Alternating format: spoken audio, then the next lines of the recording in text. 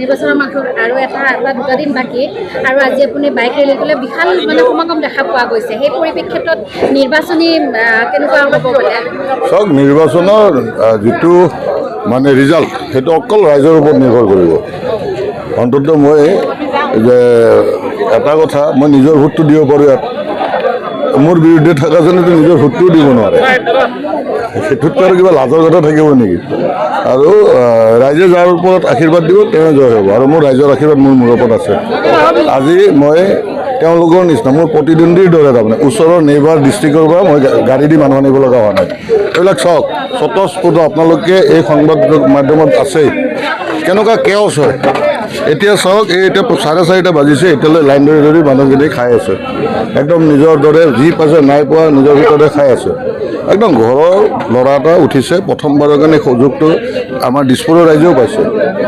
অকল বাহিৰৰ মানুহে আমাৰ তাৰমানে ইয়াতে সদায় বিধায়ক হৈ আছে আৰু সমস্যাই হৈ আছে চৰকাৰ বাদ দিয়ক আমাৰ এই যোৱা 10 বছৰৰ চৰকাৰেও আমাৰ সমস্যা এটাও সমাধান নকৰিলে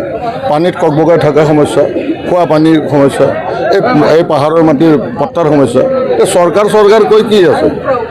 চৰকাৰ কৈ লেভেল দি লাভ নাই ন চৰকাৰ কৈ অকল ফ্লাইঅভাৰ আৰু ব্ৰহ্মপুত্ৰৰ ওপৰত দলং হ'লে নহ'ব নহয় ফ্লাইঅভাৰ আৰু দলঙে যাতায়াতত সুবিধা কৰিব হয় কিন্তু অন্ন বস্ত্ৰ বাসস্থানৰ যিটো ডাঙৰ প্ৰশ্ন যিটো সেই প্ৰশ্নটোতো একোৱেই হোৱা নাই ন আৰু সেইকাৰণে এজন বিধায়ক লাগে আৰু বিধায়কজন নিজৰ লাগে আৰু নিজৰ হ'লেহে তেওঁ চৰকাৰ যেনে নহওক যাৰে নহওক কামখিনি আনিব পাৰিব আৰু মই কাম আনিব পৰা মানুহ মই কামৰ মানুহ সৰুৰ পৰাই কাম কৰি থাকোঁ বিধায়ক নোহোৱাকৈ মই ৰাইজৰ মাজত কাম কৰোঁ তো সেইকাৰণে ৰাইজে দেখিছে যে মানে জয়ন্ত দাসে এটা পৰীক্ষাত পাছ কৰিও আহিলে সেইটো হ'ল যে বিক্ৰী নহ'লোঁ কোনো প্ৰলোভনত বিক্ৰী নহ'লোঁ তেতিয়া আকৌ ৰাইজৰ আৰু মোৰ প্ৰতি মৰম আৰু বাঢ়িল যে দেখোন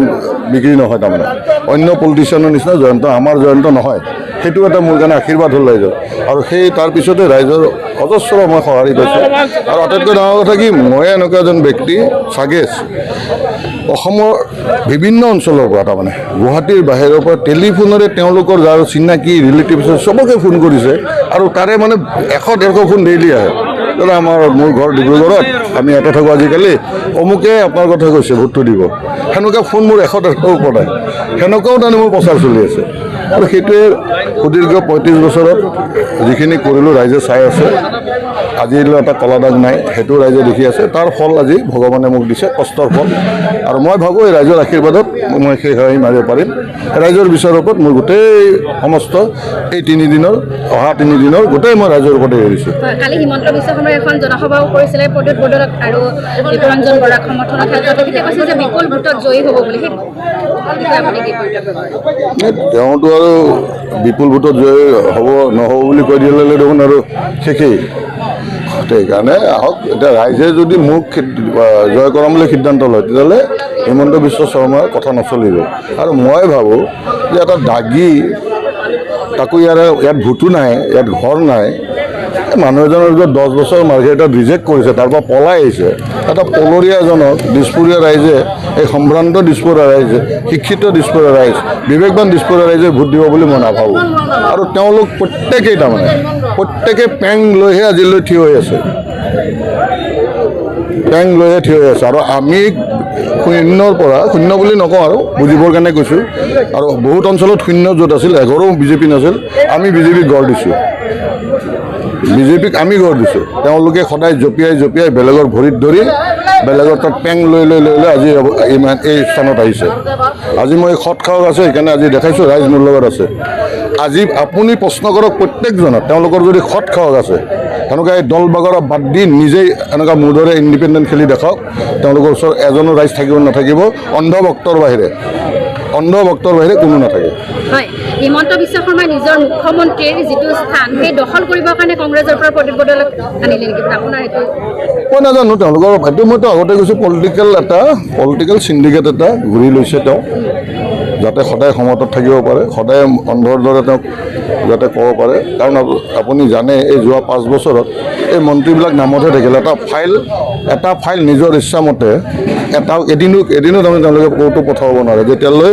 চিফ মিনিষ্টাৰৰ তাৰমানে অৰ্ডাৰ নহ'ব অনুমোদন নহ'ব সেইবিলাক আৰু সেনেকৈ মিনিষ্টাৰ থাকি লাভ আছে নেকি ব্যক্তিত্ব থকা ৰাজাৰ মেৰুদণ্ড পোন থকা শক্তিশালী মেৰুদণ্ড থকা মানুহবিলাক এনেকুৱা দায়িত্বত থাকিব লাগে তেতিয়া অসমৰ উন্নতি হ'ব হয় ৰিণিকী ভূঞাৰ ক্ষেত্ৰত এটা বিতৰ্ক চলিছে বিষয়ে কি ক'ব? এইবিলাক চাওক এতিয়া কথা হ'ল কি এই মুখ্যমন্ত্ৰীয়েতো গৌৰৱ গগৈক পাকিস্তানী এজেণ্ট বুলি কৈছিল তেওঁতো প্ৰমাণ কৰিব পাৰিব লাগিছিল মুখ্যমন্ত্ৰী চকীত থাকে আজিলৈতো পৰা নাই আমি চিলনীয়ে কাণখন নিলয় বুলি ক'লে আমি অন্ততঃ দৌৰি যোৱা মানুহ নহয় কাণখন আচলতে চাওঁ আৰু সেইকাৰণে যোনে অভিযোগ দিছে তেওঁলোকো কংগ্ৰেছ এওঁও কংগ্ৰেছী একে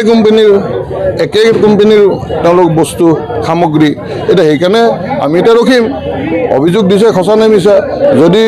সঁচা হয় তেতিয়াহ'লে তাৰ বিৰুদ্ধে গৰজি উঠিম যদি মিছা হয় তেতিয়াহ'লে মাত মাতিবলগীয়া কথা নাই আৰু সেইকাৰণে এতিয়া চিলনীয়ে কাণ নিলেও এই বুলি ক'লে আমি পিছে পিছে দৌৰি নাযাওঁ